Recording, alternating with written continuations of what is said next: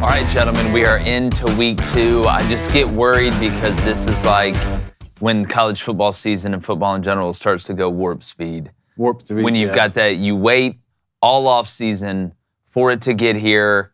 You know, you get your week 0, which is the worst term ever. Not going to go into that. Then you get past week 1. Then the NFL comes in, and then all of a sudden you blink twice, and we're in week 9 or week 7, and now there's Fun Belt action. And I love action. All right, but it typically tells me it's like, hey, we're halfway through the season already. So a ton to talk about. I just slow down a little bit. Before you know it, it's Thanksgiving. I know. Rivalry week, and your hands are shaking. Freaking out. Beat that other team. The animals are worried, like there's a storm coming. The wife hadn't talked to you in a week. I know what you're saying, but let's be present. We're right here. It's just a Tuesday, baby. Just a Tuesday. It is a Tuesday, and we're taking calls on a Tuesday. And that game last night, man. Oh, we're going to get into it. We're going to get into it. But we are taking calls, 1-855-236-3228. We are less than 200 subs away from 100,000. So that could be you. Could you be the 100,000 sub, right? It's like a good Navy. You know, need at least 100,000 subs. Duke shocks Clemson in a 28-7 upset last night. There's some craziness all weekend. Which fan bases should panic? Jack McGuire from Barstool stops by to preview Bama and Texas, and we're making our predictions for the NFC East and the AFC East. I'm Jake Crane, and it's Tuesday, and we're turning up here on Crane & Company.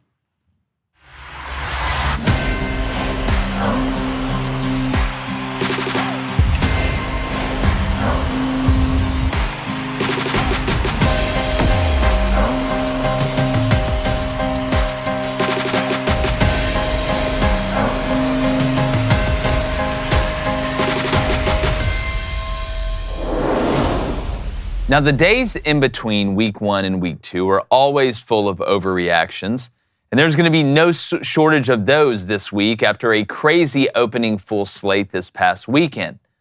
But should LSU fans panic after the way they looked against Florida State? Now, the easy answer most people would give is yes, they're toast. Mail in the season. Brian Kelly blew it this year. But that would be only popping the hood and not actually looking at the engine or trying to find the problem. Now, I understand that fans and media members and everybody involved in the college football realm, we wait for what feels like forever for game 1, especially when it's against a big-time opponent. But one game doesn't make a season. That's why I called it the biggest insurance game of 2023. And yes, the lack of attempting a downfield passing game looked like early 2022. I agree with that. I'd be worried. The putrid attempt at running the ball and the interior struggles of the offensive line getting punked so badly I thought Ashton Kutcher was going to run out in the field during the third quarter is very scary. But LSU is one of the few schools that has the personnel to be able to actually fix the problem. Now, the biggest worry I think LSU fans should have is the lack of adjustments by the coaching staff in the second half. LSU could have slowed down Florida State's pass rush by running a screen or two. Maybe could have hit some big plays by running some double moves after they were destroying him on the comebacks pretty much the whole game outside of the one time the receiver fell down that led to a pick. And then FSU decided just to play bully ball to open the third quarter. And instead of matching that physicality, LSU shied away from it. Now, having said all that, we did watch LSU lose this game last year and go on to win the West. Now, the way they lost to Florida State last year was a lot different, and this team does have some big questions. But I wouldn't leave them for dead just yet. So be upset, LSU fans. Be angry. They blew the opening game. You have every right to. But the season isn't over by any means. In fact, it's only just begun. Ooh. Yeah, y'all like that? I do like Tuesday that. morning. But listen, I understand being mad, right? You wait, get excited. We know LSU fans, they don't lose a party. You lost it last year, thought they'd come out with a vengeance. But there is a long way to go. You do have opportunities. If you thread the needle here, there's still obviously a chance to not only That's a small needle. win the SEC West, but have a chance to make the college football playoff. But before any of that, to be able to fix problems, you have to have good enough players or good enough people. South Carolina, on one hand, I don't know if they have good enough players in the offensive line to be able to fix it against who they're playing. LSU, though, I think they do have enough talent. Brian Kelly's going to be pissed. You talk about narrowing your focus. And I'm going to get to the second week opponent that they have in Grambling. But if you're an LSU fan, David, after what you watched, What should your alert level be? Are we at DEFCON 3? I was the DEFCONs doesn't it? Or DEFCON 1? DEFCON 1, I think. Yeah, sorry, I'm not a militarologist. I could be wrong on that though. But I was asking myself all the way down to the studio about LSU and Clemson. Should LSU and or Clemson panic right now? And panic, when you use the word panic, you would think like, oh, the Dabo Swinney era at Clemson is on the decline and he's done there. Brian Kelly is just not the guy at LSU. If that's what you mean by panic, no, come on, let's grow up. If you're talking about panic about the college football playoff for this season, yes, I don't feel confident that either of these teams will make the college football playoff now. And shout out to both these teams that won the game. I mean, Duke for at sure. home last night, big ups to Mike Elko, man. And Riley Leonard, man, he's one of the best quarterbacks in the country. Right now, he's on number 3 to be drafted on Mel Kiper's big board. I mean, take that for what it's worth, but the kid is an absolute gamer. And then on the Florida State side, I couldn't believe my eyes at the beginning of the third quarter, just coming out and gashing LSU in the run game, which opened up what? That opened up a lot of that play action. You saw the stalk and go late and all those big touchdowns. At least there is one thing, though, on the LSU side of things, and we talked about this during our live stream. No, I don't know if they're going to run the table now and thread the needle like you say, but you could still win the SEC West and drop another game. And if you win the SEC West, what does that mean you can do? That means you could still technically win the SEC. And if you win the SEC, you will go to the college football playoff. I mean, unless you have 3 losses, that's going to be tough. But I think the winner of the SEC could make the college football playoff with 2 losses. And Brian Kelly is the type of guy who could make that happen. Yeah, and Blaine, again, sometimes it's not just that you lose, it's the way you lost. It just looked like Florida State came out of the halftime locker room and just made the conscious decision, we're going to big boy you, we're going to bully you and push you around, and after playing you for a half, and look, you look at the way the game was played, I thought Jordan Travis, and we're going to talk about the Harold Perkins being a spy and all that stuff, but I thought Jordan Travis was really good at extending the play in the pocket and finding receivers instead of just taking off and running. He didn't have an inordinate amount of rushing yards. But Florida State came out, got under center in their first drive of the second half, and just ran lead and ISO right at you. And LSU had no answer for it. And it surprises me with the athletes that LSU has to watch them get pushed around like the freckled-faced kid with glasses in high school. And let's be honest, LSU got punked. But at the end of that game, when Delp scored that touchdown, and ran through that kid. LSU got punked, and the last thing I'd ever thought about this game, I never thought I'd come to this game. You know what? Florida State's, they're going to beat LSU up between the tackles, between the ends on defense. I knew what Jordan Travis was going to do. I knew what their receiving core was going to do. Florida State always have those guys. But Florida State SEC'd an SEC team. For sure. They took him to the corner of the class, took him to the deep part of the pool, and said who could tread water the longest. And give kudos to Mike Norvell. Like, right now, you look at that Florida State team, I don't know a team that played better than Florida State over the weekend. Yeah. No. I really don't.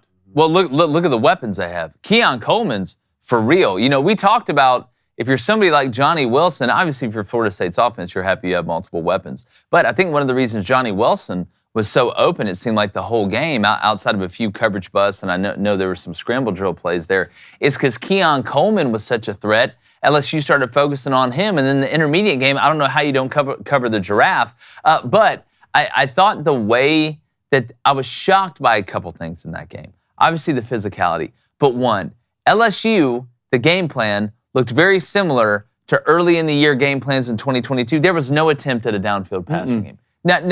No attempt at all, and I'm not saying throw it into double coverage.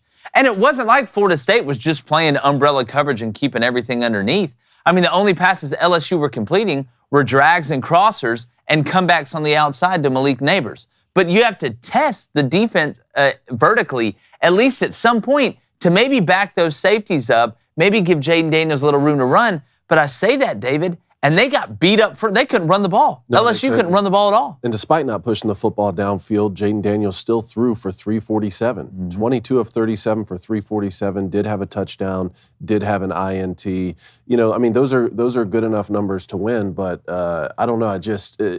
What shocked me was this game was still tied with 5 minutes left in the third. Yeah. It was 17 all. and then the floodgates open. So I don't know if it's just I don't know if this is just a one-off or if you're going to see this problem with LSU when it comes to the fourth quarters throughout the season. But at least I guess LSU fans could take that into account and say, hey, we were right there in this game. We had the guts to play Florida State in the opener, right? 2 years in a row. This game's in the state of Florida, and it was tied with 5 minutes left in the third. We lost to them last year. Let's just button down the hatch here. It's going to be a long season, and maybe this is the wake-up call we needed. Yeah, if you're an LSU fan, you're a Florida State fan, you want to call in and complain, you want to call in and gloat, 1-855-236-3228. We'll open those phone lines up early. And, you know, the thing that sucks for LSU, you get Grambling this week. You know, at least for somebody like Texas Tech that we're going to get to, yeah, you went on the road and lost at Wyoming, but you get Oregon at home this week. You want another opportunity to be able to redeem yourself very quickly. You don't want to sit here and wait and wait and wait. And LSU, after this next week, they do have about 3 straight weeks of SEC. It's going to be tough. I'm sure that, you know, let's get a week against Grambling. Let's figure something out. But again, how you could beat Grambling 73-0, and do you still feel good about it? I mean, patience is a virtue. You don't feel good about it, but I mean, it could be worse. I mean, we're stitching some things up that need to get stitched. Let's see how many times we can push the ball down the field against Grambling so we can dip our toe recapture that magic. Absolutely. So how high should Florida State be rewarded here? I know we're going to get specific. We're going to do our power rankings. I mean, look, we had them at number 4 in our preseason poll. So saying like top 5, that's not good enough. We had them there. Yeah, we had them top 5. I saw a couple lists today had Florida State at number 1. Is that an overreaction? That's an overreaction. Let's get into our overreactions of the week. We each decided to pick one. Could be good, could be bad. David, you want to start us out? No, I'll let Blaine start us off. Go ahead, Blaine. All right, my overreaction of the week. I mean, it's got to be North Carolina. Or don't overreact. Or don't overreact. It's got to be North Carolina. I mean, I had North Carolina going 7-5. The team that just played against South Carolina is not going 7-5. They're not. The biggest questions I have from North, look, I know what Drake May was going to do. We all know who Drake May is. He's a top 2 quarterback going into the draft. Him and Caleb Williams, and apparently the kid from Duke's behind him is sitting at third, and I'm fine with that. He needs to improve his passing game a little bit. But North Carolina, I thought their defense was going to get worse. I thought their skill position was going to get worse. You lose your number 1 target in Joshua Downs. The best North Carolina defense I've seen in a while. Yeah. And obviously they're not going to be able to keep it up through the year. I'm not talking 9 sacks a game. All right, but I'm saying, you know, North Carolina defense that gives up 20, 22, 23 points a game, that could be a 9-win, 10-win North Carolina team because Drake May is that talented. So mine, in the Tar Heels. I'll say Nebraska, don't overreact to a loss. I know there's a lot of Nebraska fans that said, here we go again. All we do is lose 1-possession games. Different coach, same stuff though.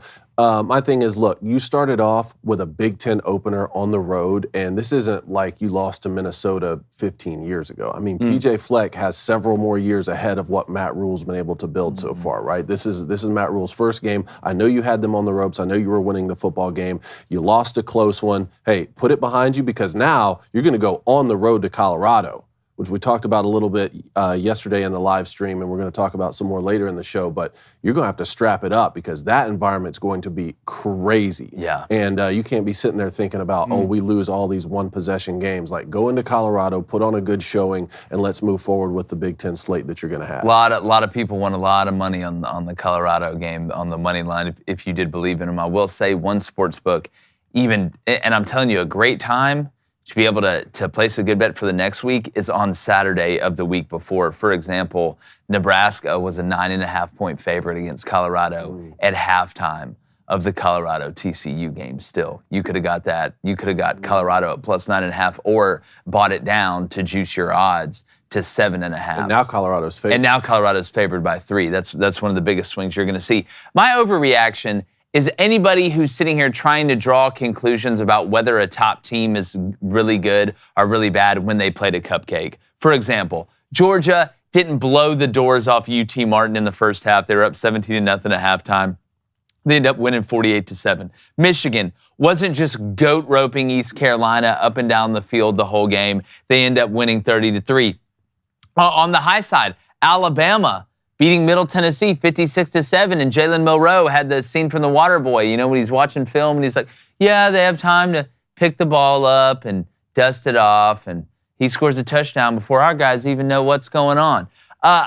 There's some things you can get out of it, right? You look at injuries. We're going to talk about that with Alabama. You have a couple DBs that go down in that game that are now questionable against the Texas team. Speaking of Texas, they didn't exactly look like the Globetrotters against Rice. There's a couple things that go into that. Number one, look at the style of play of some of these teams. The Michigan, the Georgias. They ran the ball. It was play-action offense with the new rules. Games where you used to beat teams 54-7 because the clock would stop, you're going to see 40-7. You're going to see 37-3. There's just going to be less time, less possessions because of the running clock. That's one thing. The second thing is there's two typical different lines of thought. One, if I'm playing a cupcake team week 1 and I have a big game week 2, say Texas playing Rice and you got Bama week 2. Same thing with Bama and Middle Tennessee playing Texas week 2.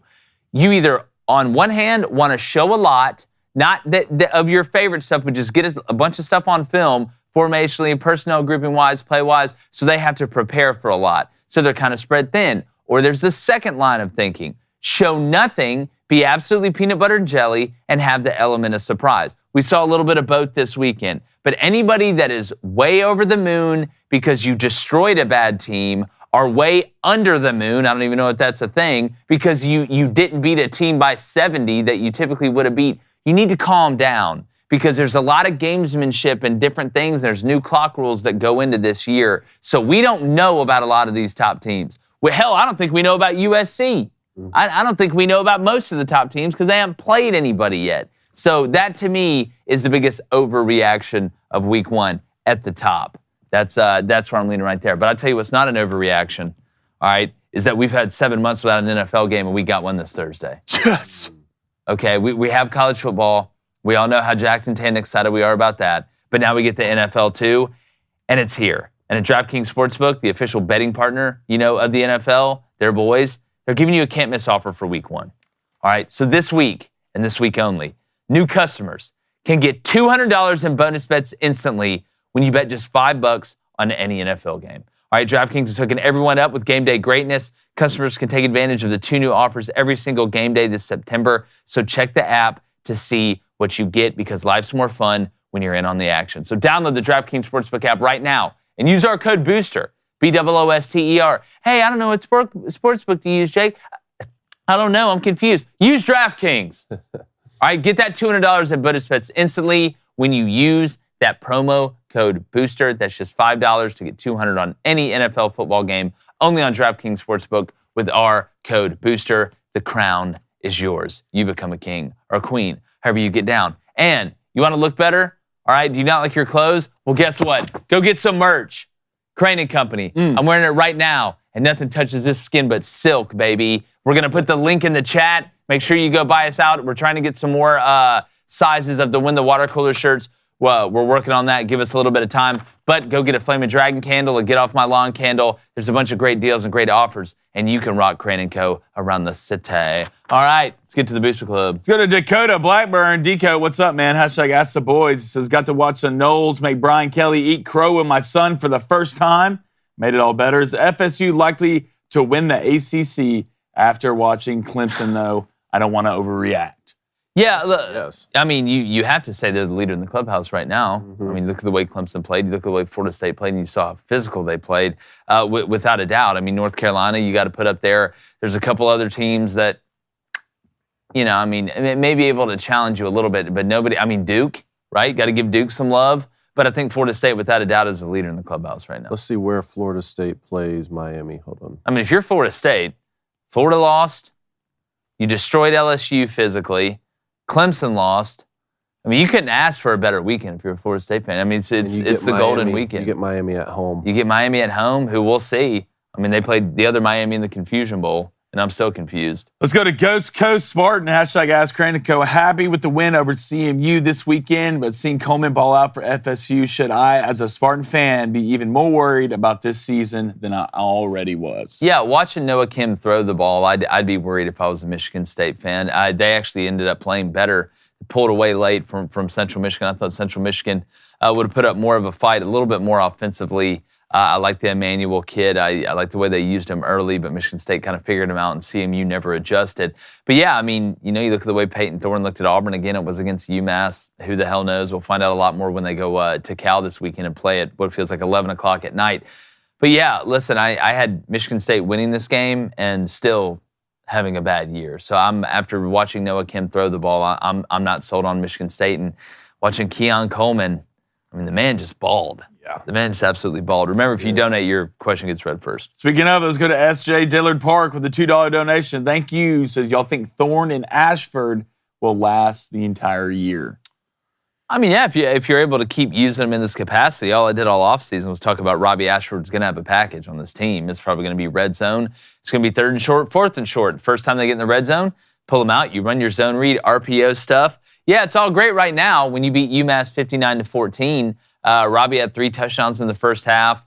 I thought Peyton was on time a little bit more than what I thought he'd be week 1 with new receivers. Hugh Freeze said in the postgame presser, listen, people say you can't have 2 quarterbacks. If you have 2, you don't have 1. Well, as long as we keep winning, I'm going to keep playing them like this. So we'll see. That's what Hugh Freeze said? Yeah, we'll see. And it'll be package-wise. It's not like Peyton's the starter. He's going to handle it in between the 20s and sometimes in the red zone. But anytime they get in short yardage and, they absolutely destroyed you. I mean, it's you put defenses in conflict, obviously, when you got a guy like Robbie Ashford in there. But I will say Peyton Thorne ran the ball better than what I thought he would. Yeah, and when you have 2 different quarterbacks with 2 different styles with different packages, that's not the same as having 2 quarterbacks. That's exactly you can't right. decide between. That's you have exactly the same right. skill set, but you're just torn on it. Yeah. Now, can you still use them wrong? Yes, you can. But like we had talked about with the old school Chris Leak, Tim Tebow way of using it, and Urban Meyer's first year of Florida, I think was one of the best ways that I've seen do it. You just don't want to be predictable. Michigan tried to do this when J.J. McCarthy came in and Cade McNamara was still the starting quarterback, but every time it happened, you knew that J.J. McCarthy was only a threat to run the football,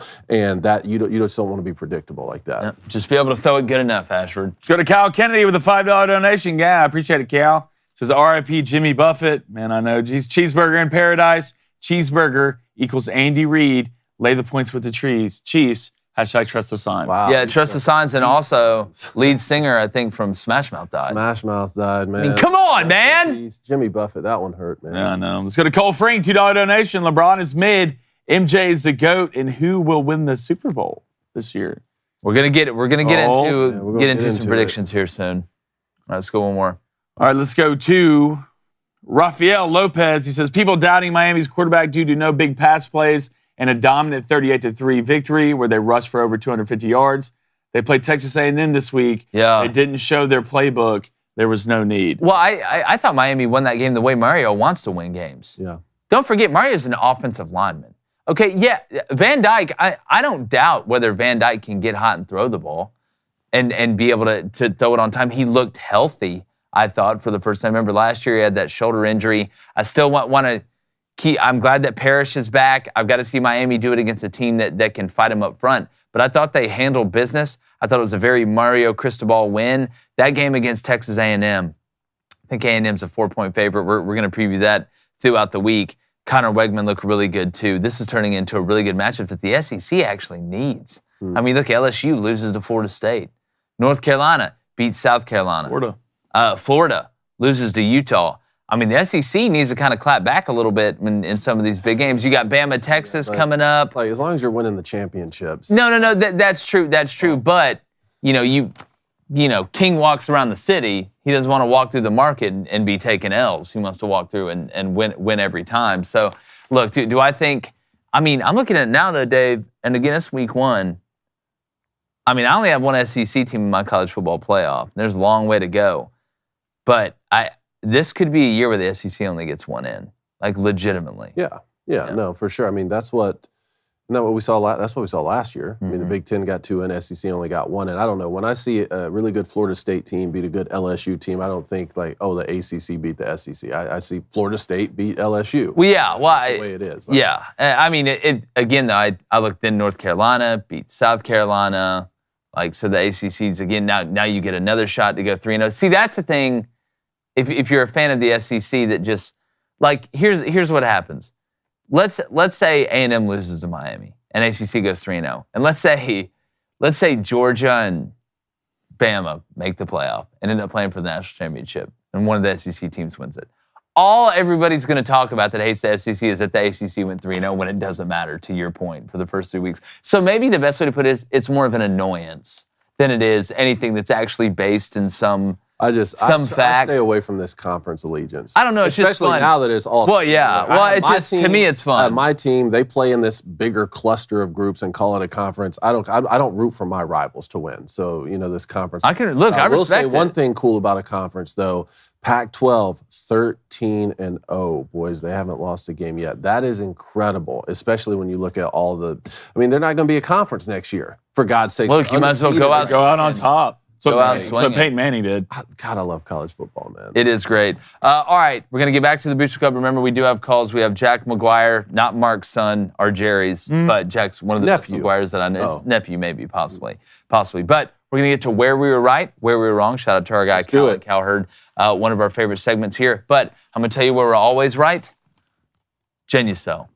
All right, the Booster Club sold Genucel out of their product. It's fantastic. It's for men and women. We're all fans of Genucel. Ella from Rockford. I think we all know Ella. Love her. Said I have both the age and acne spots, and this stuff is actually fading both of them. Like you should have fade somebody that's bad at sports betting. The serum's worth every penny.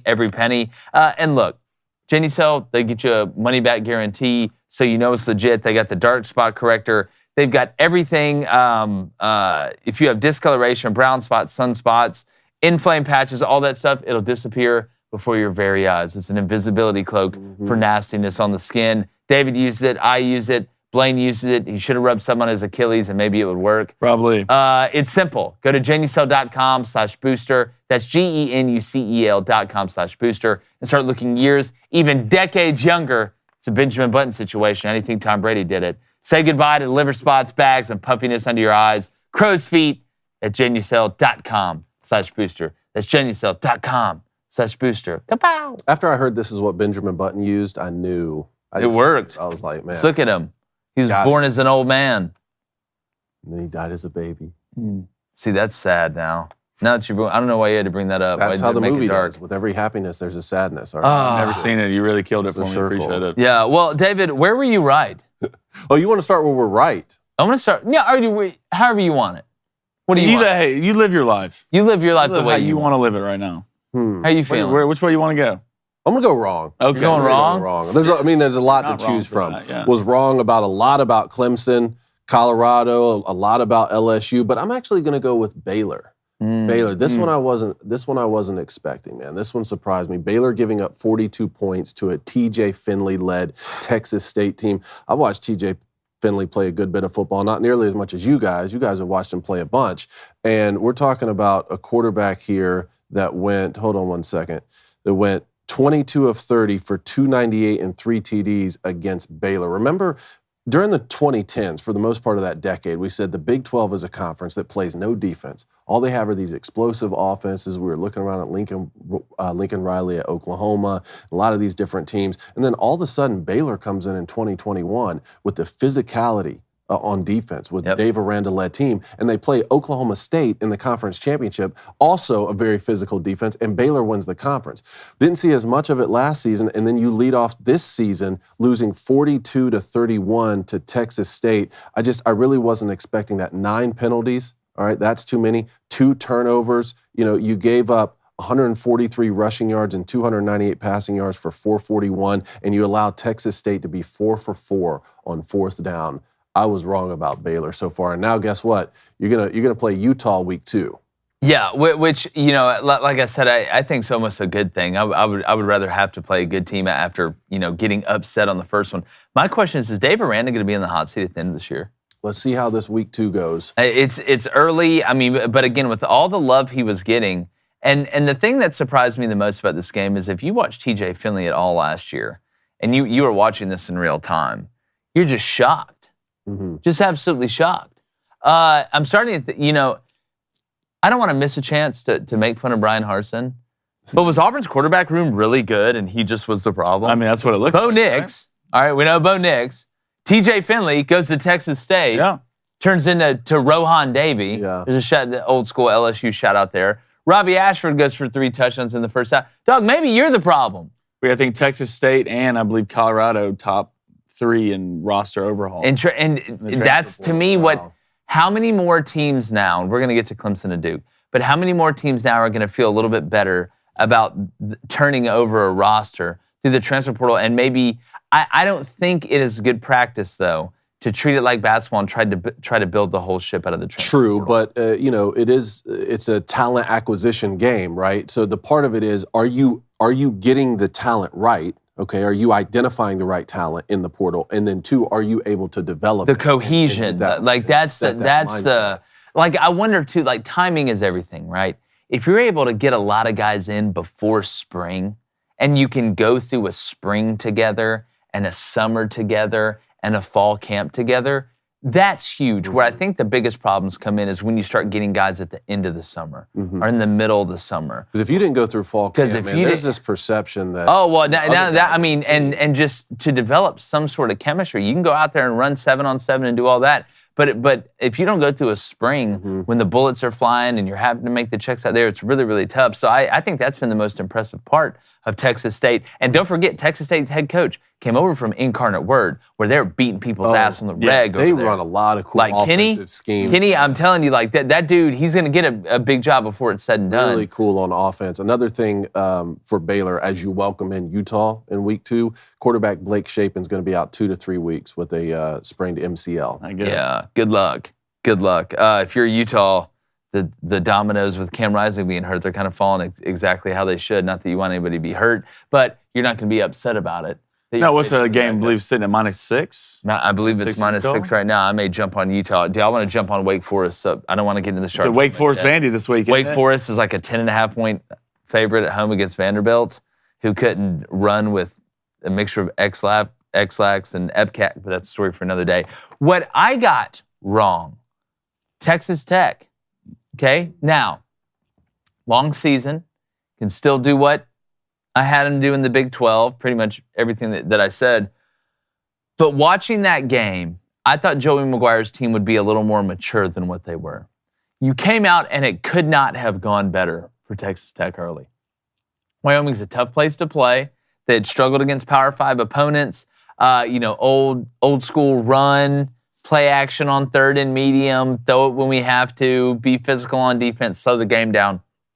You get a stop, you go right down the field and score. You get a turnover, you score. You get another turnover, you score. You're up 17-0. Texas Tech, that first drive, it was, you could tell they were so on script, couldn't wait to get off the bus and run that first play. They score a touchdown, you're feeling great about it. Then it's just like they relaxed after they got up 17-0. They're like, oh, hey, Wyoming's just going to go away. They realize they're outmatched. We can go out here and have fun and run the numbers up. And then all of a sudden, you get sloppy.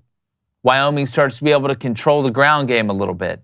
And they inch back in it, and inch back in it, and inch back in it. And all of a sudden, you look up halfway through the third quarter, and you're in a dogfight against a team that now believes.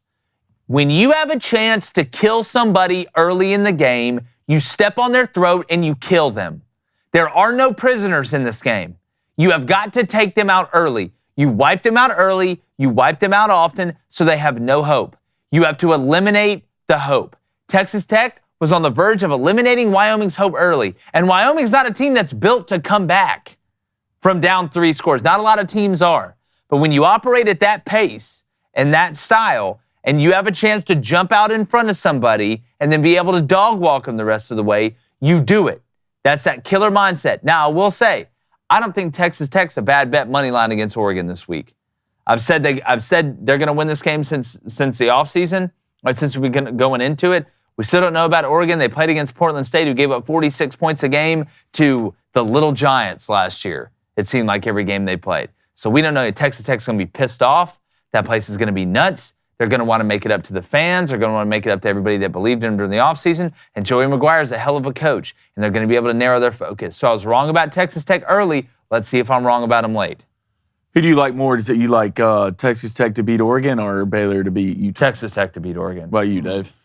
For Texas Tech to beat Oregon or Baylor to beat Utah? Yeah. I'll say Baylor to beat Utah just because we still don't know if Cam Rising's going to play, and the way Oregon looked this weekend, boys, I'm just saying. I know. They may have something serious going on in Eugene. I did pick them to win the Pac-12. They look good. All right, the team I was wrong about, I mean, it's got to be a playoff team that I have, and that's Clemson. I thought Clemson's defense looked extremely good. I mean, I know you ended up, give up 28 points, but you're on the field the entire game. I'm done. I don't want anybody to tell me that DJU is the problem, because he wasn't. That was just at best a mediocre performance. Garrett Riley, your job is to come in and do what? Score points. Where are the great ones? Where are the great OCs the best at? It's in the red area, right? It's in the red zone. You have Will Shipley, who's one of the. I don't know if I've ever seen Will Shipley get hit backwards in his career at Clemson. Yeah. I don't know if I've ever seen it. You know how many times he touches the ball in the red zone? 0. You got cute. And when you get cute against a team like Duke, you do what? You lose. Riley Leonard, top 5 quarterback. Defensive line for Duke, extremely overrated. There's going to be athletes on this field. And then you look, if you're Clemson, you look at Florida State right now. It's not looking great. You look at North Carolina right now. Like, you're not going to be able to skate your way to 11-win season this year. All right, I promise you not. And I have y'all going 11-1, and you also play who this year? Notre Dame. All right, so it's not going to be just an easy slate, easy walk in the park if you're Clemson this year, because what I saw, Cade looked erratic in the pocket, never looked settled. All right, you really didn't, your skill position guys really didn't wow me this year. You're still good up front on both sides of the ball, I thought, which is good, because your offensive line was the weak part last year. But DJU's not picking up that phone. And if you don't improve now, a lot, I'm telling you, Florida State looks like the best team in the nation right now. North Carolina looks like a top 5 team. You can find yourself losing 3 to 4 games this year. Yeah, here's what did we say about Clemson? What's been their deficiency? And DJU, look, DJU wasn't great for Clemson. I don't think if DJU plays last night, that game's any different, to be honest with you. After watching him throw at Oregon State, he had guys running wide open against San Jose State. I'm going to see DJU do it again in a game that there's some skin in it, where you're having to make the throws and you're not just able to line up and pound it down somebody's throat, which Clemson was really able to do for most of this game in between the 20s. But to go back to what we've said all offseason, the difference in Clemson being able to beat the Bamas and hang with them is the skill position, right? They've had years where they were just good enough on the offensive line, and the skill position, the T. Higgins, the Deshaun Watsons, the Trevor Lawrence, the Travis Etienne's, the Mike Williams. I can go down the list of guys that they've had. Where are those guys? Where are they? I mean, we talked about this receiving core that was supposed to be better. Antonio Williams, you had multiple mistakes that he made, including a big drop late. Bo Collins, just all right. I thought Will Shipley, like you said, in between the tackles, when they would just line up, it got to the point where if you're like Clemson, stop even running the RPO. No need Just to. line up and run inside zone. Get in split gun like you were doing, all right, and run it down their throat with lead and zone and split and stuff like that. But they did get cute in the red zone, and they used Phil Maffa. To me, I called it Duke was running a bend and let Clemson break defense. That's really what it was, because Clemson would get down in the red zone, right? And you knew they were going to run it on first down. You knew they were going to run 2 to 3 different plays, because that's what Garrett Riley does, and he used his tempo. And Duke brought everybody in zeroed up. If you're going to zero up on 2nd and goal from the 6, I am running a rub route and throwing the ball and scoring. Go back and look the way Duke lined up when Clemson got inside the 10. It was pure zero, David. I'm talking about pure zero. DBs are on the same level, which is an instant check outside. But speaking about LSU didn't throw the ball down the field. Clemson didn't throw the ball down the field. How many times did Clemson throw the ball deep? Yeah. Some of that could be weather related. The weather was it's true, but I'm watching Duke take shots. Watching Duke take shots, and Duke didn't hit one of them. But that ability to take them kept Clemson out, and Clemson's defense played well enough to win. Barrett Carter missed 1 tackle. Riley Leonard made a hell of a play at the end. But, I mean, you get down there, you miss 2 field goals. You turn it over twice inside the 15, David, you're going to lose on the road. All right, I'm going to move on to where I was right here. Miami. Mario Cristobal is the guy for this program. And look, it's not just, every time you hire someone is coaching their alma mater, it doesn't always work out. Didn't work out for Scott Frost at Nebraska. But Mario Cristobal, 2-time national champion at Miami, played on the offensive line, and that's the thing we were talking about, is Miami's always going to have some of the best skill players in the country. Can they get better on the offensive and defensive lines? They rush for 250. I know this is against Miami of Ohio, but again, coming off of a bad season, trying to turn this program around, they looked organized. All the small victories and you clean. Get. Yeah, exactly. Rush for 250, gave up up 51 yards of rushing. Tyler Van Dyke just played more within himself, right? He was 17 of 22, threw a touchdown. He did throw an interception. He's not going to be able to put the ball in harm's way against Texas A&M if they're going to win. But this matchup against Texas A&M at home gets a lot more intriguing now, and I know we're going to be breaking it down throughout the week. For sure. I'm so excited about this game. There'll be people talking about this game, but I think this can end up being one of the best games of the weekend. With as resurgent as both teams look, just from, man, they didn't look sloppy on offense, right? Like last year, Miami and Texas A&M were just that sloppy guy that walked in that's sweating with, like Rob Reiner food hanging all over his face and stains all over his shirt. This year they walked in, guess what? They lost some weight, right? Their skin looked good. Must be using Genucel, right? They showered today, all right? They've been exercised. That's what it looked like. Yeah, well, they look like they're supposed to look, how you expect them to look. Yeah. Like Texas A&M, they look huge and fast. Am I surprised by that? Wegman was spinning it. And Wegman was absolutely spinning it. No. I'm not surprised by that at all. No, and it's New Mexico. We'll see. If they've done it against Old Mexico, that's a different story. I wanted to come on here and just talk trash about Utah beating Florida again. I really wanted to, David. I really, really wanted to do that, but we kept the receipts and read them last week, so I'm not going to do that again, even though that was just absolutely delicious. South Carolina fans, come here. Y'all need to come to the principal's office. Some of y'all need to come to the principal's office and sit down. You've been misbehaving. Caught a lot of hell. Shout out to my boy Chris Phillips on the Spurs Up Show. Picked him to go 5-7, and we'll see. It's a long season. But guess what? It wasn't about Spencer. All the questions, what's Spencer Rattler going to see? Which Spencer Rattler we're going to see? We're going to see late in the year Spencer Rattler, early in the year Spencer Rattler. Spencer Rattler did as much as Spencer Rattler could possibly do. The question for South Carolina is not whether Spencer Rattler is a good player. It's, are you that bad up front? And the answer is yes. You gave up 9 sacks to a North Carolina defense that couldn't sack potatoes in the state of Idaho last year. You had 17 sacks last year. I know it's a new year, but making that jump says more about South Carolina's offensive line to me than it does about North Carolina's defense. So South Carolina's in a lot of trouble because the difference between LSU and South Carolina, like I talked about, LSU has the personnel to fix the problem. They have fixable problems. I don't know if there's a magic wand or some sort of Flex Seal that short, fat guy could slap on the side of the South Carolina's offensive line. Flex Seal could fix it. Like Flex it's a Seal, boat. yeah. Like it's a boat. I don't see a world in which South Carolina's able to fix that. You got Furman coming to the house this week, and that's no walk in the park, buddy. I can promise you that. 9 sacks. Nine sacks. You've got Jacksonville State as your other non-conference, and fun. Clemson, even though they look bad, right? Clemson's kind of their D-line's good with South Carolina. I'm telling you, it was right about South. Yeah, I agree. Kudos to you on that. Thank you, dog. We're quickly mine. I'm going to say Colorado. And look, I'm not saying that I said Shadur Sanders was going to throw for 500-plus yards or Travis Hunter was going to play 160 snaps a game or they're going to go 11-0, but I did say they'd compete. I ended up having Colorado going 5-7. I think after watching that game, I think you can see 5 wins on that schedule, and I think this Nebraska game will be extremely intriguing. One team that can't score and one team that can't stop the run. So we'll see which one breaks first. But I would say Colorado and what Prime did, even if he lost that game, in my opinion, that would have been a win for that program. I agree with you. So what's the ceiling now? What's the realistic ceiling now? Because now you've beaten them and the way that Nebraska looked in week 1 and you get them at home, combined with the fact that you're going to get Stanford at some point, you're going to get an Arizona State. Stanford looked good against Hawaii. We start to talk about, they could go to a bowl game? Or is this just, because Deion Sanders has everybody thinking they're going to win the Pac-12. Like, what is... Yeah, no, I'm not saying that. So what's your ceiling? I would say, let me look at the schedule real quick. Because I had them winning 5. I think maybe 7 or 8. Nebraska, you got to think that's a toss-up. Toss-up game. They're favored right now. Colorado State, you're going to be favored in that game. They could start 3-0. You go to Oregon, I don't see you winning that game.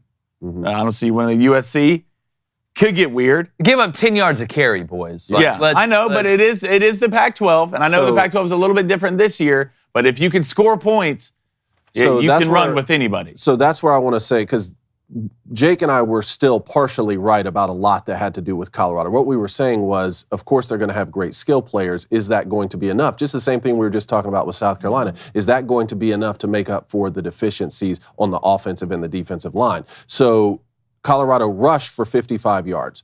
That's not going to be good enough as you go into Pac-12 play. They're not, even if Shadur Sanders throws for 500 yards every game, which I don't think he will, still, you got to be able to run the ball better than that. And then they gave up 262 yards of rushing on the other side of the ball. But despite all of that, despite that, they went out there and won a football game and wanted it more. Like, I'm not the biggest fan of Deion Sanders' style, even though I grew up a huge Deion Sanders fan. But when your team goes on the road and wants to win more than the other team that just played in the national championship, that starts at the top to me. Look, and that starts at coaching. TCU's almost a prime example of that. I mean, last year TCU's team won 9 games with 1 possession and was the worst team in the nation on big plays given up. You got beat by 58 in the Natty. Yeah. The last 4 games Sonny Dykes played in, they've given up like 50 points a game. Let's not forget who Sonny Dykes is now. Let's remember Sonny Dykes, SMU, has scored a lot of points, give up a lot of points.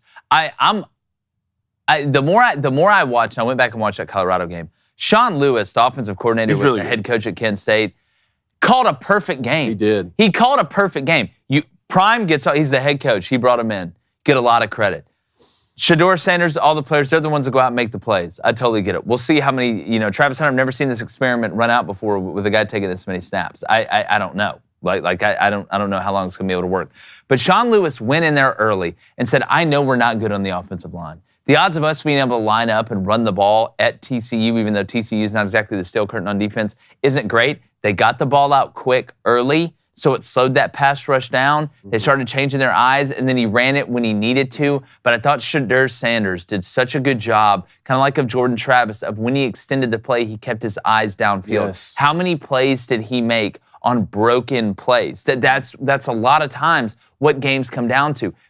Plays don't always work out. All right, well, you're going to run the post. He's going to run the underneath here, and we're going to hit him right on time. You're going to go 1-2 and hit him. Yeah, it works out like that sometimes. But the scariest moments as a defensive guy, as a defensive coordinator, was, oh, my God, the play's now been going past 3.5 seconds. He broke the pocket, and it turns into a scramble drill. That's when those athletes, it turns into true backyard one-on-one. And those aren't 50-50 balls. Those aren't 50-50 balls that balls. Travis Hunter's getting thrown to him. The most impressive things for Shedeur Sanders to me, beyond all the yardage that's everyone going to talk about, his accuracy down the field, his ability to recognize the difference between man and zone coverage and then take advantage of zone coverage when he got it. Those were those huge 4th down plays. They were 2 for 2 on 4th down. Those were game-winning plays. And then another thing is TCU did get home a couple times. Hit him hard on a couple of those sacks.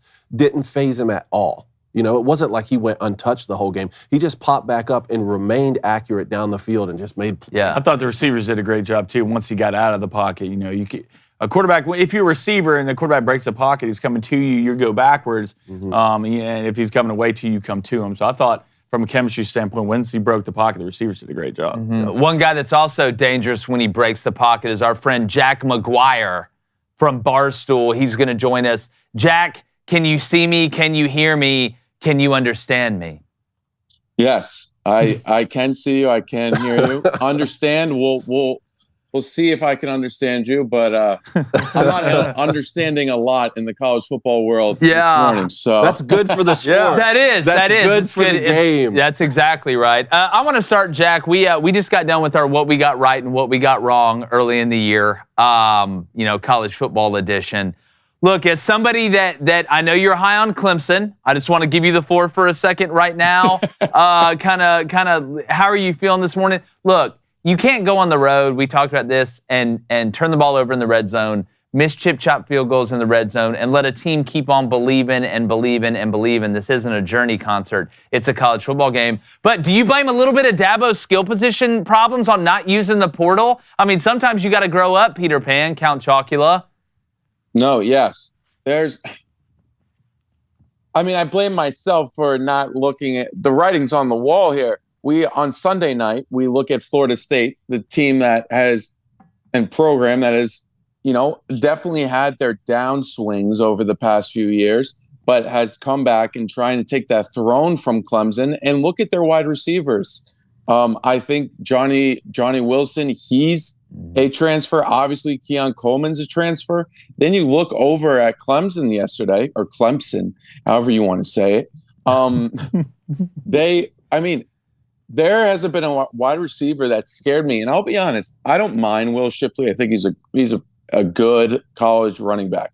He's never scared me either.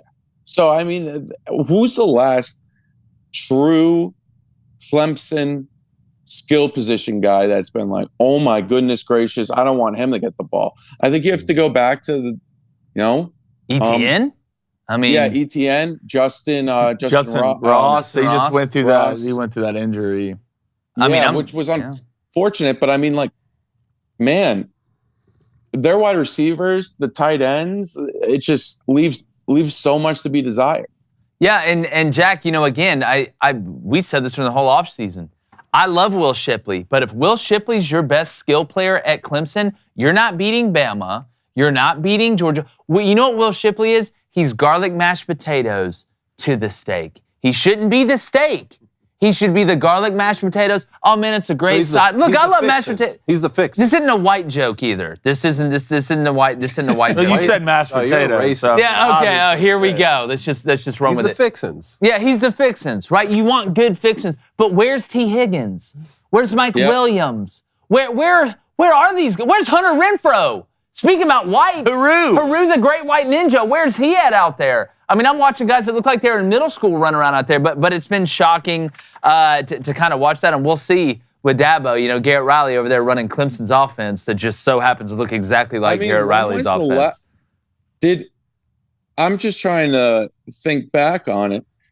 Did Cade Klubnik throw the ball down the field further than 10 to 15 yards? Jack, we just got done talking about it. Them and LSU did not test the deep third at all. It was shocking to me. It was almost like they were afraid. It was almost like they were afraid to let Cade sling it down the field a little bit. Which is also, I was so disappointed in Cade. I mean, obviously, there's still a long way to go and whatnot. I think back to a lot of games when guys we think are, oh my God, this guy stinks. And then a year later, 2 years later, we're like, wow, remember that game. But, geez, there were so many things with Cade last night that I looked at him and it was just, ugh. Like, where's that 5-star potential we've been hearing about for the past 2 summers? Yeah. Well, he didn't get any better from last year. What did Cade improve on through the offseason? Name one thing. I'll sit here and wait. Go ahead, Jack. Oh, no, I can't. I can't name one thing. Yeah. I mean, the thing about Cade is he'll make one throw, you're like, there it is. Mm-hmm. Like, he made a throw and an out on 3rd and 7 last night. I'm just like, but I think progression. That's it. Well, progression, he's running an RPO offense. Consistency is the hardest part. Yeah, that's exactly I used to be able to make all the throws too, but I heard you still can. Just not all the time. That's why I stopped playing eventually. But hey, speaking about quarterbacks, we're going to find out. Jalen Milroe got a big one against Texas Longhorns. They're going on a little road trip to Tuscaloosa, and word on the street is some of Alabama's DBs are banged up. Malachi Moore, Jalen Key may not play. How's this one going to shake out, man? Can Steve Sarkisian go back to Tuscaloosa and pick up a win, Jack? So this is, I mean, you want to talk about a heavyweight fight. This is probably the game that we were all most excited about coming to the season. I do think Texas is going to, this is going to come down to, I really hope it is one of these great, great games. I think it comes down to the wire. I'm not sold on Jalen. I'm not sold on Alabama at all. This is the least dangerous Alabama team I can really remember. Now, it's still littered with 5-stars. It's still littered with great coaches. But, I mean, the 2 coordinators are new. Do we know Tommy Rees is going to be phenomenal in this big game? I mean, I know he's been a part of big games at Notre Dame, but last year, he didn't really put together a great game against Ohio State. He didn't put a really great game together against Clemson. So we'll see. And Jalen Milroe, I mean, yeah, he threw for 3 touchdowns or ran for 2 against Middle Tennessee. But what does that tell you? No. I don't think we know I think the best part about this game is we don't know between Texas and Alabama. Texas wasn't super flashy against Rice. Quinn wasn't elite. I think they were Sark and them were saving a lot. Obviously, you're looking ahead to Bama week 2. Sure. Let's not pretend like these are human beings we're dealing with. With Bama, I thought Milroe hit open receivers. That's great. You're not going to be able to pick up the ball, dust it off, and go run for 70 yards and a touchdown against Texas. That's not saying he won't make big plays with his feet. He will. Because he's an absolute athlete. He'll get them out of some trouble. But can you make those 5? I said the same thing about Joe Milton, and we've seen a lot more Joe Milton than we have Jalen Milroe. Can you make those 3 to 5, 5 to 7 throws in tight windows during the game on big downs to be able to extend drive? Those NFL throws we talk about. You go look at Alabama's, their system was a little bit more open than what I thought. There was a little more 10 personnel than what I thought, a little more designed quarterback run game than I thought, and I think you can get away with that when you do have not depth at quarterback, but you still have a quarterback battle somewhat where, hey, if Jalen Milroe does get a little bit banged up, We throw Tyler Buckner in there. We throw Ty Simpson in there, maybe, depending on what's going on. But the best part about this game to me is I don't know about Alabama yet. I don't know about Texas yet. But having Malachi Moore beat up and having the key kid beat up with what Texas has at wide receiver and at tight end, Quinn Ewers, he seems to save his best games for the biggest moments. We saw the first half last year. But again, is Alabama going to hurt their quarterback again? Every time they play Texas, they hurt the quarterback. So, I mean, again, is that what we're going to see? Let's keep an eye on these DBs because that's going to be huge. I was impressed with Jalen Milroe, though, throwing the football downfield. We know that he has a live arm, and forget about his legs. I mean, he's going to be the best athlete on every field he steps on. But he was accurate down the field, and he made the right reads. That's what you want to see. I don't care who you're playing. I don't care if you're on air or 7-on-7. Like, that's what you want to see. My question is, can he do it after he gets hit in the face a couple times with the Texas front seven? Can he do it when they're down by 3 and there's 4 minutes left and he has to lead a game-winning drive?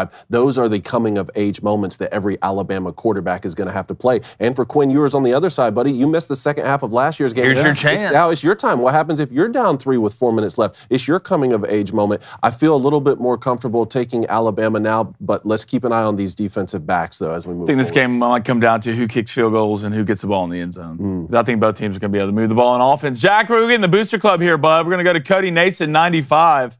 He wants to know, what team do you see getting a reality check in week 2? Oof. I know mine. A reality check in week 2. I mean, so I think that I'm going to flip the question on him. I think there's so many, like, either Miami or Texas A&M is going to get a I thought maybe check. you were going there. Yeah, I thought maybe you'd go there with that one. I don't know exactly. I'm excited about both these teams. I think whoever loses this game can still have a pretty good season. But I mean, both these teams are excited. Texas A&M fans are really excited. They both played subpar G5 teams. No offense to them. I mean, they took care of business, and there's something to be said about that. But Texas A&M dropped 45 on New Mexico State. And then I believe, or maybe it was New Mexico. It was New Mexico. But I'm really excited. That's, again, obviously Texas Alabama takes the cake. It's the main event of the evening and whatnot. But I am really excited about that game. I think that one's and I also think there's a sneaky game in Texas. Baylor had a really, really tough game, but Utah's going to Baylor. That could be a wake up. Utah's feeling really good, but they're 6-point favorites on the road.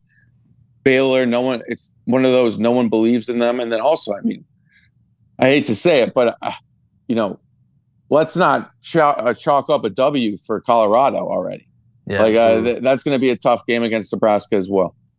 How about Ole Miss at Tulane? That was just about to say. How about Ole Miss? I think the opposite, though. I think Tulane's going to get a reality. Gotcha. You think Ole Miss just... Because everybody's been... Look, Ole Miss good on offense. Yeah, they are good. Look, Duncan's a real deal. They're good. I'll watch them. I know they're playing... Yeah. Heisman dark horse. Yeah, I know they're playing Mercer, right? But if Jackson Dart's biggest problem last year was he kept throwing it to intermediate defenders, linebackers, and nickels. He was pretty good over the top. He was pretty good underneath. It was in the middle that cost him. It's like that Goldilocks porridge, right? Oh, this one's a little too hot. This one's a little too cold. Ooh, this one's just right. Jackson may have that porridge just right this year. But Tulane, everybody's gassing him up. Michael Pratt, best Pratt since Chris Pratt. Oh, look, it's Star-Lord's brother. Warlord, whatever the hell you want to call it. But I'm telling you right now, Ole Miss is going down there. They've been, all they've heard about is you're going to get upset against Tulane. Look at how cool Tulane's jerseys are. Well, guess what? Ole Miss got some powder blues too, buddy. And look, best uniforms in college football. I'm telling you, we'll see. A lot of people don't know, but Goldilocks got away with breaking and entering. She did. It's a B&E. I'm not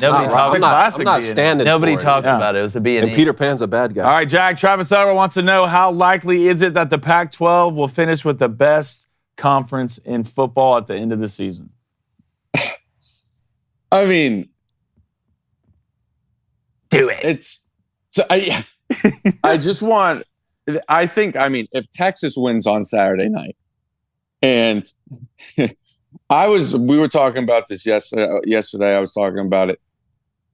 Every fan base of these other conferences are kind of like a dog right now that it's been in the cage the entire day. Maybe you went, maybe you went golfing or something, and you left the puppy at home, and you open up that cage once you get home, and the puppy's just running. It's doing zoomies because people are chomping at the bit right now to come at the SEC. And if Bama loses, and let's say Miami beats Texas A&M, I know, Jack. It's going to be miserable. It's going to be just unbearable.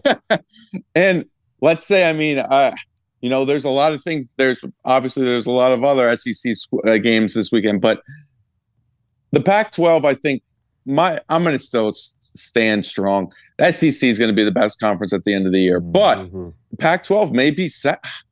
Will they dethrone? It's so ironic that the best Pac-12 we've seen in what? Yeah, I know. 2 decades is their last year. Yeah, I know. It's They're 13-0 right now. Well, it's like they say you get that like shot of adrenaline like right before you die. They're like, oh, how did that person crawl that last 5 feet or whatever? It's like the last breath for the Pac-12.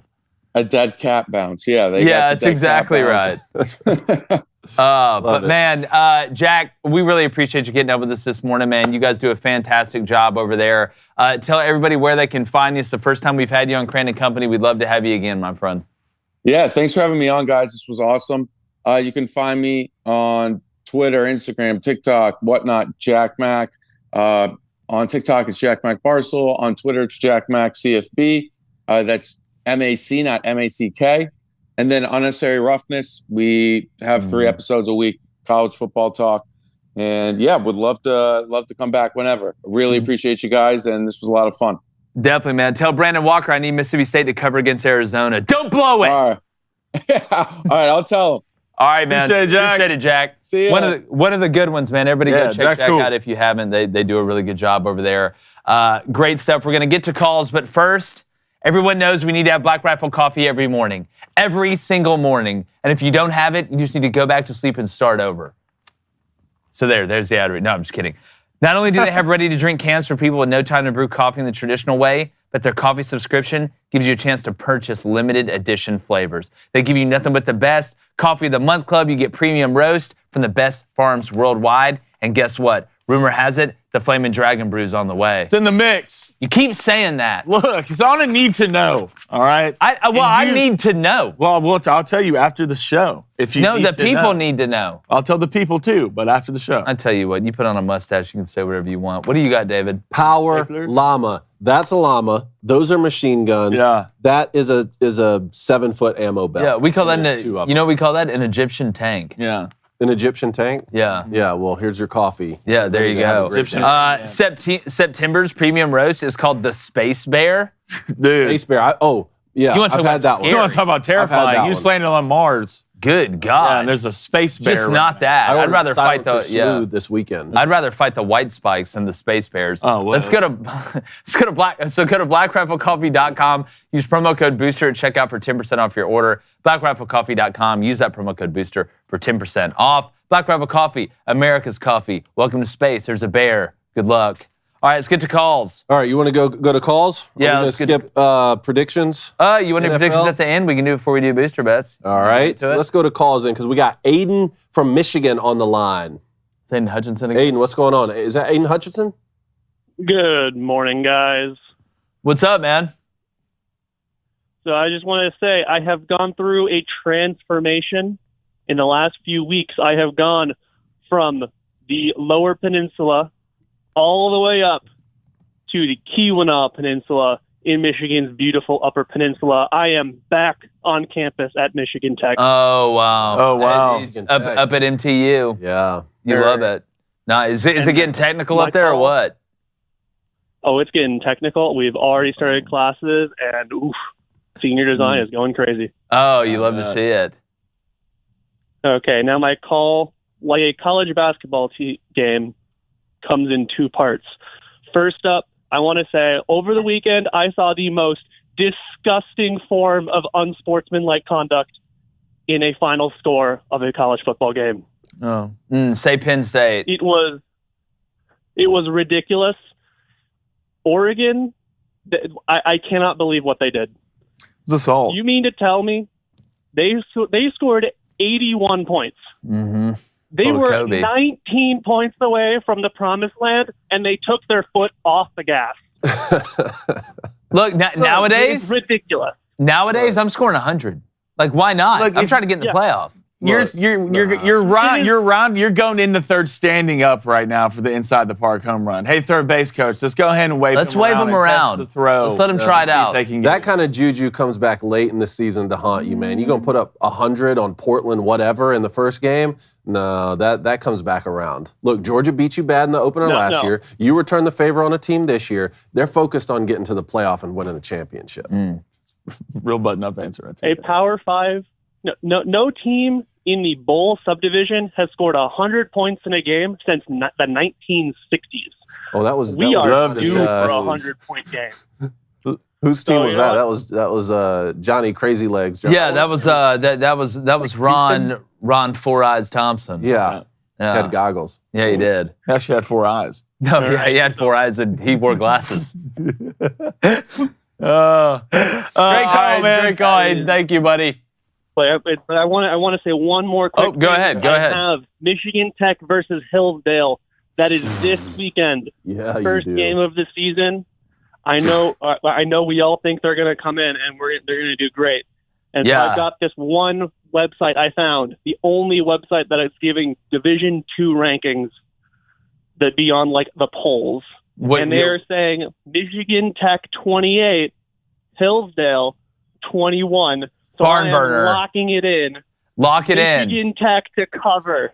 I love that. Cover. To cover the -7. We're not going money line. Well, you know what they say about Hillsdale? The Hills have guys. Hills to climb. Oh, okay. Bunch of hills to Did you climb. say the Hills have guys? Shut up.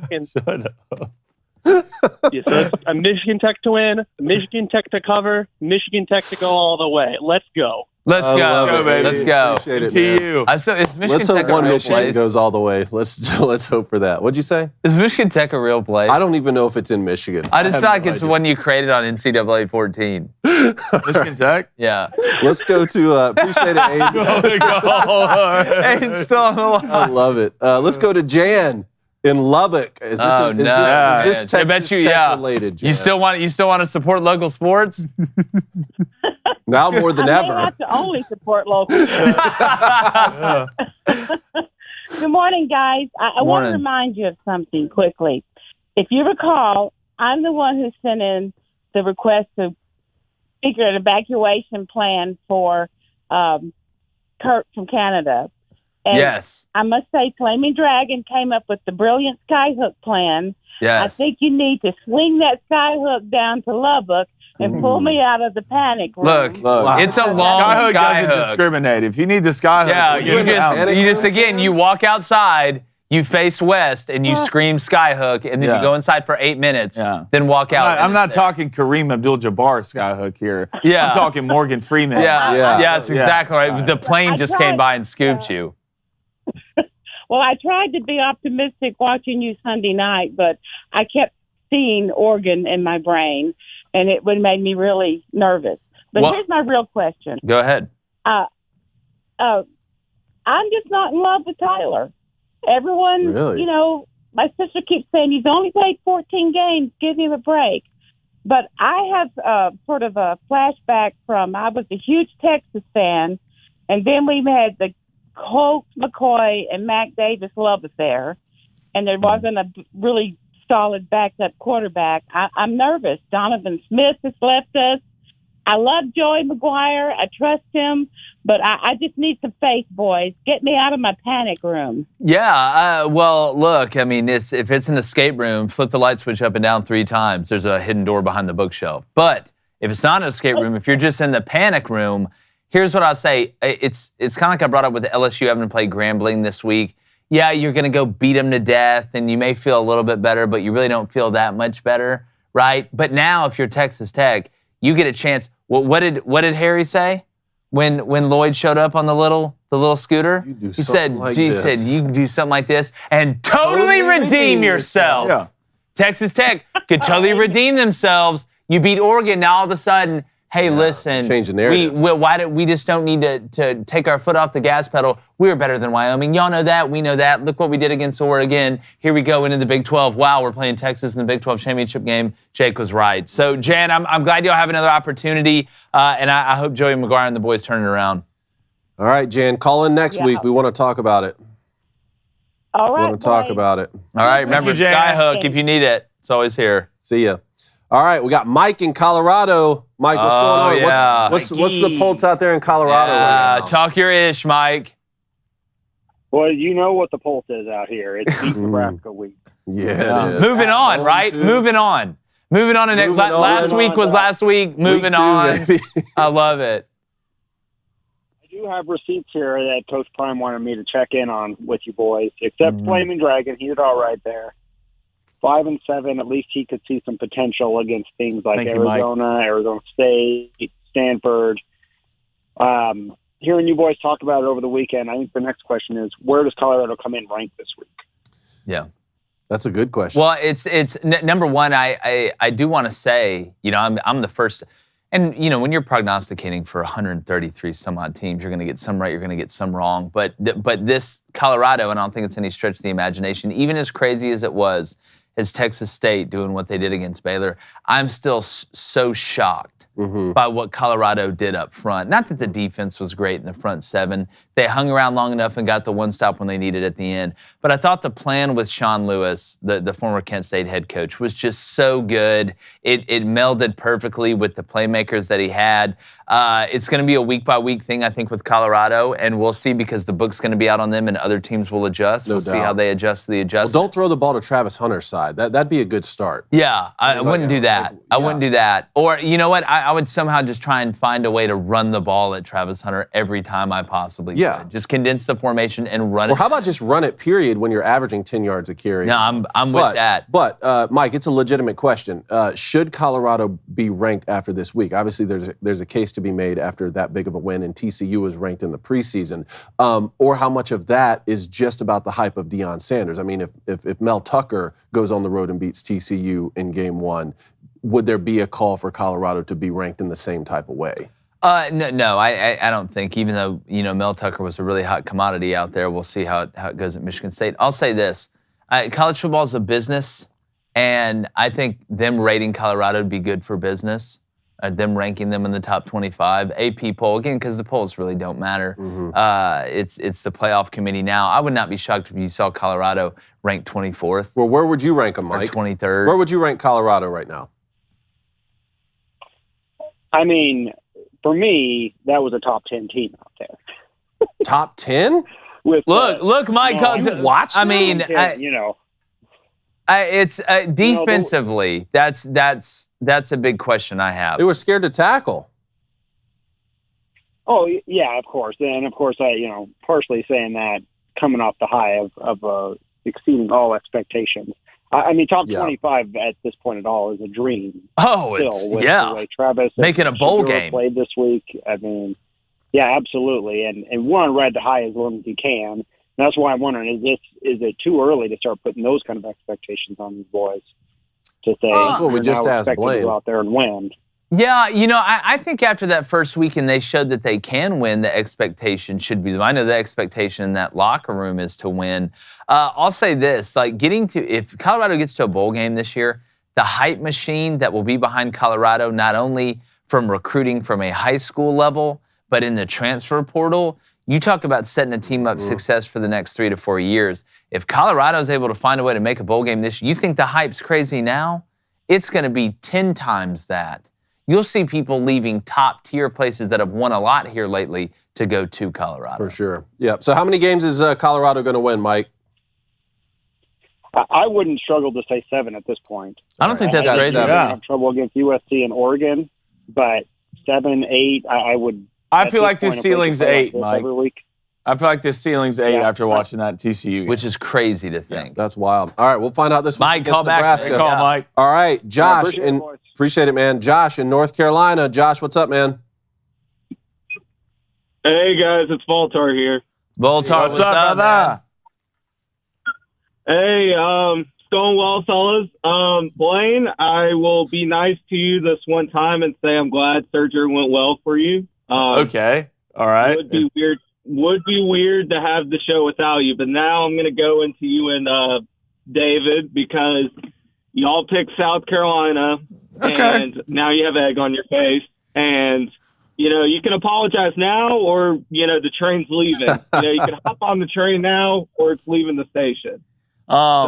First of all, I appreciate you giving me condolence about my surgery, but I'm not apologizing for anything at all. Look, North I think you should look at the man in the eyes and apologize. No, I'm not going to apologize, all right? I'm not going to look. Say you're sorry. I'm not. I refuse to say I'm sorry. Okay, I'm not going to Rainbow Land. You can't make me. Look, you surprised me. Congrats, all right? Congrats. But hey, look, it's not going to get easier from here. South Carolina, I'm pretty sure I could have had 3 sacks against South Carolina.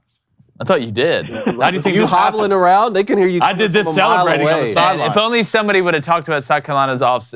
Okay, there's a difference being bad and there's a difference giving up 9 sacks. Voltar, I feel like I should be disqualified from having to apologize because I have Drake May winning the Heisman Trophy. That is true. There's the caveat.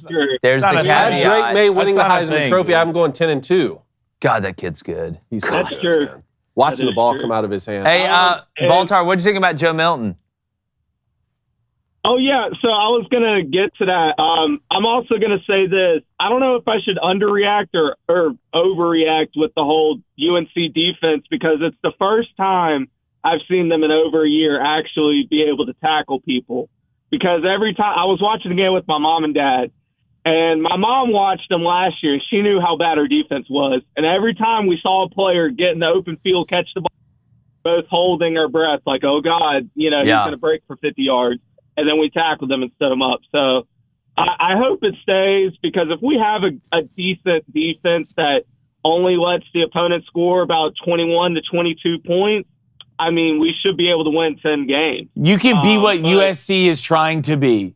If you can have a defense that gives up 20 above average defense, y'all are good enough on offense to win a lot of football games. Man, it's funny. I thought a closer comp might be Washington right now, because at least Lincoln Riley wants to run the ball. When I was watching Washington play and North Carolina play, I was thinking, man, these are like the exact same type of teams. Their quarterbacks can throw it all over the yard. Washington does have better wide receivers. I agree with that. And they're better defensively than North Carolina. What? Yeah, North Carolina's been awful defensively. I don't care what they've been. The last couple of years, let's see. You might be right. You might be right. The biggest question is Washington's secondary, but I was watching those two teams like, man, they're such a good comp. After watching Clemson now, North Carolina, just go out there and keep everything in front of you. Yeah.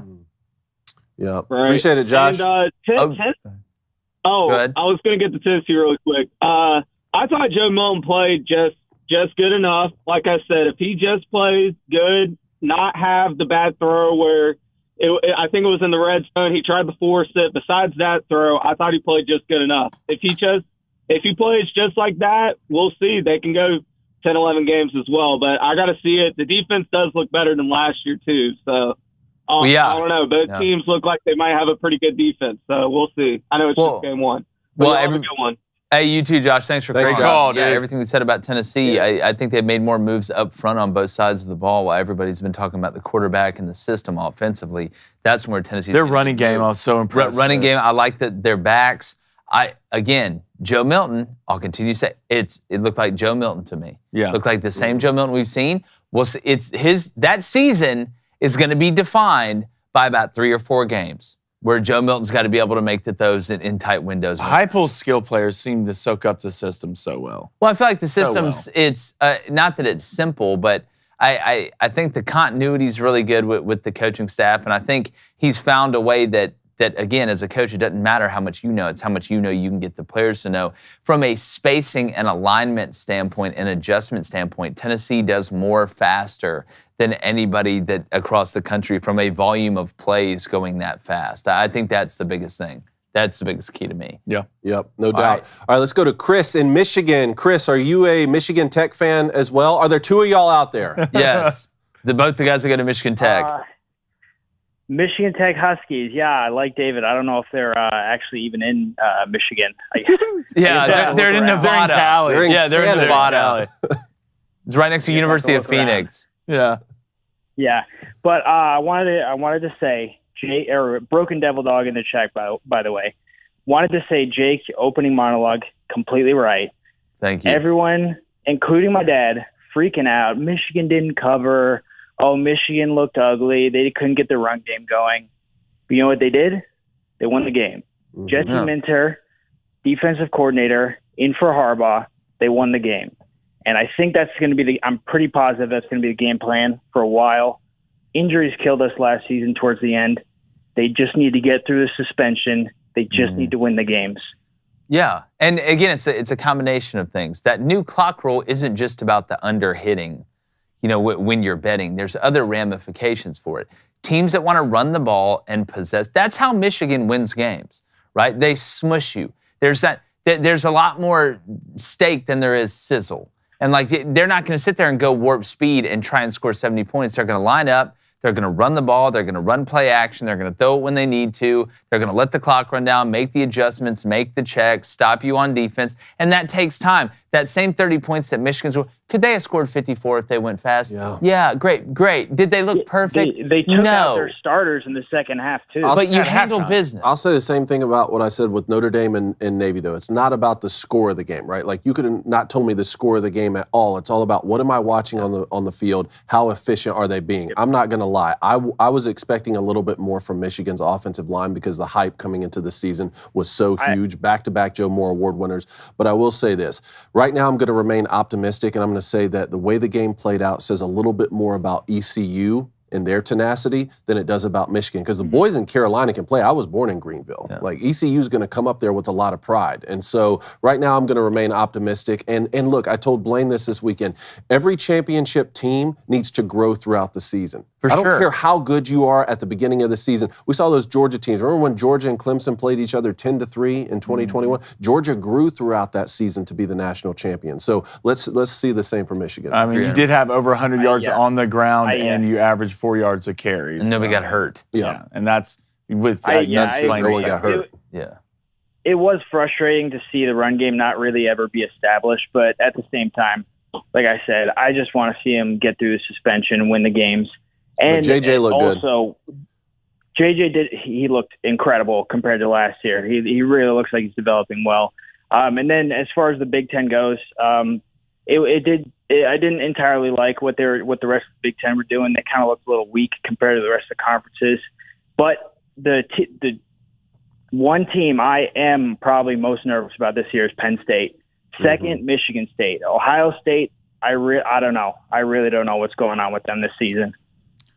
I thought Ohio State, I think it took a little time for McCord to get going. I've still got them at 9-3. I think they lose at Notre Dame here in a couple weeks. I wasn't, Indiana's a better opponent than some of these cupcakes, obviously, that these other big-time teams played. Ohio State's very talented, but on that offensive line, I wasn't really blown away with what I saw from Ohio State. Mm-hmm.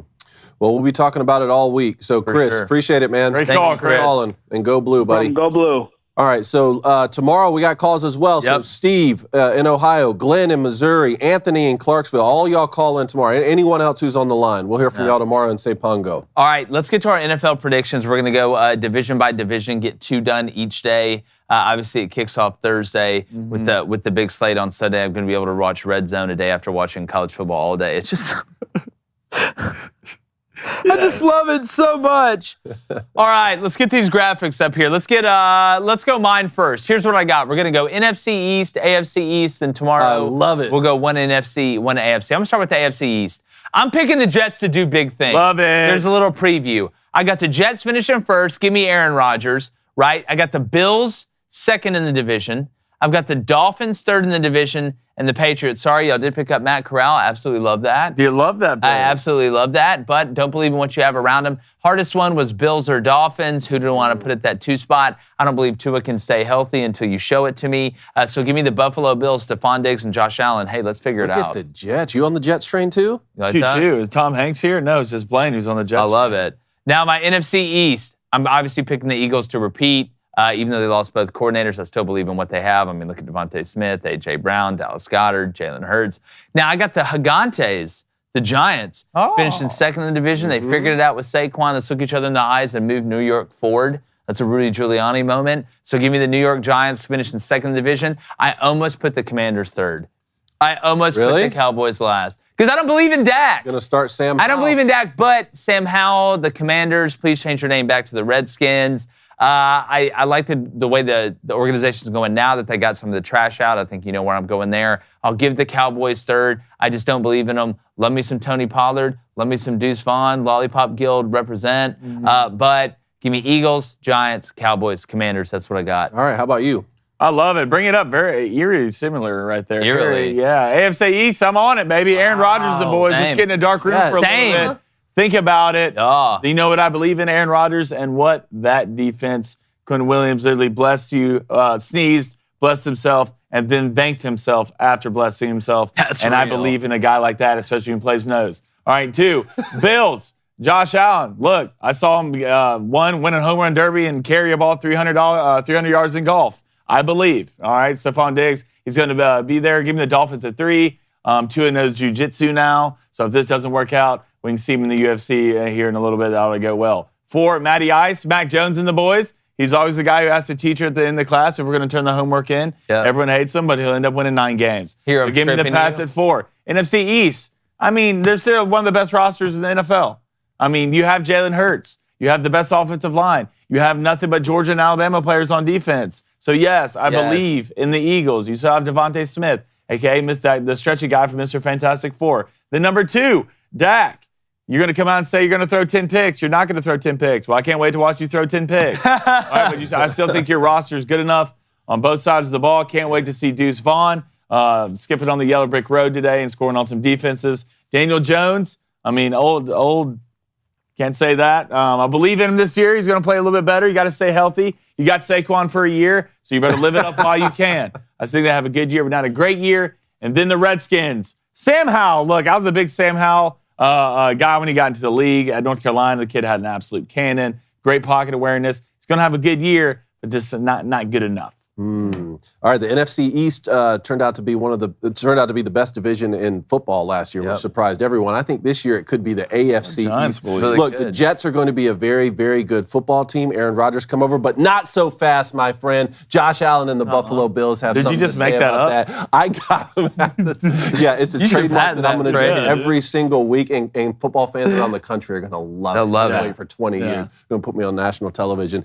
I thought Josh Allen took a slight step back without Brian Daboll as his coordinator last year. I don't think it's permanent, though. I expect a big year from Josh Allen and the whole Buffalo Bills team. I have them winning the AFC East. We have the Jets finishing second, man. Look, I know we talk about the offensive line, and it's not great, but similar to how you saw Shedeur Sanders at Colorado getting the football out of his hand so quick, you're going to see the best that's ever done it be doing that for an entire season. Aaron Rodgers gets the ball out so quick, it's going to nullify a lot of the problems they have on the offensive line, and then their defense is so stacked. I think the Jets are going to have a great year. I love the Dolphins, have as much talent as any team in football. Can Tua stay healthy? That's always the big question. If he can, they're going to have a big year. They could win the division. And then Patriots, I have at the bottom. You going to tell me Bill Belichick couldn't win this division? Of course he could. So let's see what happens. NFC East, mine plays out exactly like Jake does. God, it's so good to see you be right. I have the Eagles at the top. Look, man, I think the Eagles are my favorite to win the Super Bowl right now. I know they lose both coordinators, and I was on a Zoom call with some Eagles fans last night. They're very nervous about the secondary, but guess what? When your front 7 are players entirely made up of Georgia and Alabama, guess what? I believe. Yeah. All right. And then Giants finishing 2 to me. I like talking about Brian Daboll came over, saw Daniel Jones had his best year. Brian Daboll can just coach football, guys. Can. All right. He's good at coaching. Got the he leaves Josh Allen has his worst year. Look, I like this Giants team. I really like the way this Giants franchise is headed. Cowboys I have finishing 3rd. They're still going to be very good. And then the Commanders could surprise everyone, but I have them finishing 4th right now. You know, there's some rumors out of Philadelphia that Papali kid can run. Oh, yeah? Yeah. They said, speaking of Dick Vermeil, I saw him during the San Jose State game, and just every time I see him, I think about Vince Papali. It's like, hey, man, we ought to go get some bartenders from down on 7th Street, run down on the special teams. Can save us some money. All right, let's get to the Booster Club. Go to James Stalling with a $5 donation. James, thank you. Jay Stalls. Do you guys think Auburn is going for a major statement this weekend, even if it's Cal? Yeah, look, Cal's got a really good running back. I love the over right now. It's at 56. I still question. Auburn apparently lined up wrong 15 times on defense in the front 7. You can't do that. Hugh Freeze was not happy about that. Ron Roberts, y'all better figure that out quick because you're not super talented. Hugh Freeze said, yeah, we lined up wrong 15 times and we're not really good at getting off blocks. So those are 2 things you can't do both those. Let's keep making the offense look good. Yeah, no, but look, offensively, it looks like it's starting to make sense. I I like Auburn in that game. We're going to preview it. We're going to make sure we get to everything. Make sure you hit that subscribe button. All right, Blaine, get to the Booster Club, or stay in the Booster Club real quick. All right, Ben Sampson, $5 donation. Up finding at 5 units so far in college football. So we got to share some love with the boys. Hashtag don't fade B-Samp. Don't fade. Is that B-Samp in there? It's all B-Samp. Hashtag don't fade B-Samp. Head out the I water knew in he'd be in football. here. Let's go to Tim Salinas. He's the meanest $5 donation, baby. I just made that up. Milrose from Houston was committed to Texas, yet now gets to play at UT. He looks improved as a passer. How should Texas defend his dual threat ability? Try and keep him in the pocket, make him beat you from the pocket. And if he's going to beat you in the scramble drill, make it short and outside. Yep, and Malik Murphy got some action this weekend, Yeah, too. he did, Malik. All right, let's go to Cole Frink with the $2 donation. He says, will you bet on women's professional hockey, the WPHL? The Whipple? Look, man, do you have a sure thing? The Whipple? Do you have a sure thing you like? Yeah. They play hockey, too. No. All right, cool. Here's what we got tonight. We have to bet baseball because there's no football on, which makes you want to just... Don't throw the things on the table. 5 straight days. Don't We were throw spoiled, the things on the man. table. We got spoiled 5 straight days. All right, I do want to let you know, before I throw things off this table, that our Booster Club bets are brought to you today by DraftKings. Download the DraftKings Sportsbook app right now. Use our code BOOSTER, BOOSTER, surprise, surprise. And new customers can score $200 in bonus bets instantly when they bet just $5 on college football. Only at DraftKings Sportsbook with our code BOOSTER, BOOSTER. The crown is yours. Be more Texas State than you are Baylor. All right, here's what I got.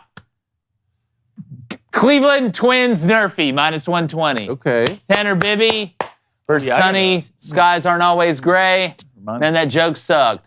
Red Sox, Rays, Nerfy, -110. Let's please get through to Thursday. Please, God! White Sox, money line, +100. Dylan Cease on the mound. Can we figure it out, please? Can we please do it? You're in the mustache gang. Texas, or I want, what do I want? I want the Houston and I want the Nerfy. What is it? Huh? I want the Houston, Texas Nerfy. That's what it's Yeah. Houston, Texas, I want Nerfy. the Houston and the Texas Nerfy at -110. God, All right, I this miss reminds me. football. I got to give my speech this week from last month. Yeah, you No, do. you don't. Yeah, that reminds me. I can't believe I almost forgot about that. We All wouldn't right, make you baseball. Goodness gracious. Hold on. I couldn't hear it. Someone yelled in my ear. Give me the Rays, -1.5. That's going off, you know what, Dave? What is it? +128. Is Wow. it You like that? +128? You like it? What about -1.5 Rays? Now, my +128? 8 sucks. Sure. That You like drove it? there. It's not a good All right, 8. good. As long as you like it, then I like it. All right. All right, then give me Mariners money line. Hey, we're on the road. I think Logo's on the mound. It's going to be Gilbert, that curveball Catfish down face? there. Yeah, long face, shovel face. I believe in it. Like, why do you have a mask on? No, that's actually just my face. Let's see if we can win this game. Come on, baby. Come on, loving the Mariners, young squad. Love Ace is going to take the Orioles money line -105 and the Phillies money line -115. All right, poll. Poll. Who had the worst loss of the weekend? TCU, Baylor, Texas Tech, Clemson. God, It's got to be Baylor. that's a good one. It's got to be Baylor, right? Oh, See, would they choose Baylor, though? See, I feel I'll like choose Clemson. Yeah, I'll choose I agree with you. What percentage? 4-way, 34%. I'm going to say 35%. Texas Tech, 6%. Baylor, 18%. God, I didn't go with TCU, 13%. Ooh, I think Clemson, that's it. 64. 64. It's a tough loss, man. Yeah, it's just, I think the way it looked, too, because a lot of people didn't probably watch Texas State beat Baylor. They just heard about it. That was the only game on last night. So everybody watched Clemson play like hot dog water. But we never play like hot dog water. We always show up, and we're throwing the ball deep, and we're playing physical up front. So make sure you subscribe. Really close to 100,000 subscribers. Very close. Tight. How was the chat today? We need to run them after. That was good. Quickly, Jake's your extra Sean Cologne with the $2 donation says Duke is going to the CFP. I love it. It's amazing how people just, the difference between people hating Duke basketball and just wanting I love football it. to It win is so so much. crazy. Underdogs, baby. It's It hilarious is to so see. crazy. Well, congrats, Booster Club. You don't have to run after practice today. The did good. fat kid caught the punt at the end. It's a deli meat. Congratulate. Yeah. We appreciate you guys. Make sure you follow us on all social medias. If you're watching us on X, make sure you're following us. Make sure you join up for the Daily Wire Plus and use all our great products, advertisers that have great products. Genucel, DraftKings, Black Rifle Coffee, and guess what? Pretty much all those are promo code Booster. So we're making it pretty easy on you. So thank Jack McGuire from Barstool. Great stuff. Make sure you follow us, like I said, and like the chances of us having to wait any longer for a mixture of the NFL and college football, which I'm so excited about, we're going, gone.